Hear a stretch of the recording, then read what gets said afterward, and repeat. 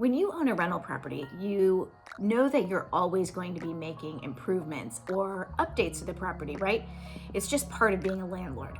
So recently, my husband and I were renovating actually our very first rental property that we purchased. It's an older duplex built in the 1940s, and we thought we would do a small renovation because this was the time our tenant moved out. It just seemed like the right time to do it. Well, one thing turns to another, and it's become a much bigger project that has lasted a lot longer than we expected. My name is Sue Richey, and I am a real estate broker and the owner of a property management company in the DC area. So one of the things that comes up when you're doing a big renovation or even a small renovation on your property is, what can you actually deduct in terms of taxes? You know you're going to spend money, and eventually it's going to add value to your property, but there's a big difference between improvements and repairs, especially in the eyes of the IRS. So that's one of the things that I think is important to understand so you set your expectations correctly. So let's talk about improvements first. An improvement is something, it's pretty self-explanatory. It's something that improves the property, increases the value of the property. And those kinds of things that fall under that category are things that you cannot deduct the entire expense in the year that you do it. So for example, in our rental property, we have totally gutted the kitchen, the bathroom. We put in new doors, we've knocked out walls. All of that expense, for the most part, well, pretty much all of it, is something that has to be depreciated. That's the terminology the IRS use, over some time period.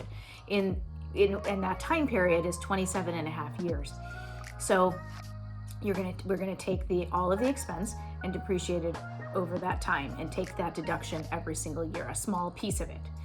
Now, on the other side of it, the repairs are things that you can deduct in the year it happens. So let's say your refrigerator breaks and your appliance guy comes, he replaces a part, that expense is deductible in the year it happened. So there are a lot of other things that fall in both of those categories. So let's go back to the things that relate to the depreciation over time. Those are things like improvements, new roof, new windows, new appliances, new anything that you replace, that you kind of upgrade your property. Those are typically things that are going to be depreciated over time.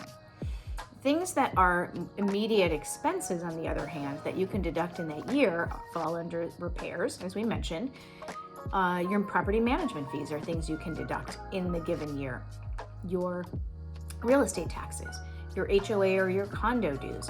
Those sorts of things are things that you can deduct in the year it happens. So a lot of people think, you know what, I just did a whole kitchen renovation, and they think they can deduct that expense, but you cannot. Now, we're not tax advisors, and we would never want you to take our advice directly, but these are sort of the guidelines. And I put in a link below to the IRS rules, but this is something that you definitely want to consult your CPA about so that you do your taxes properly. Now, there are some gray areas. So for example, let's say that your dishwasher breaks and it's going to cost you a lot of money to repair it. So you decide, I'm going to just replace it. It doesn't make any sense to repair it. And so you replace it. Is it really an upgrade, or is it just a repair, but you've chosen to replace it?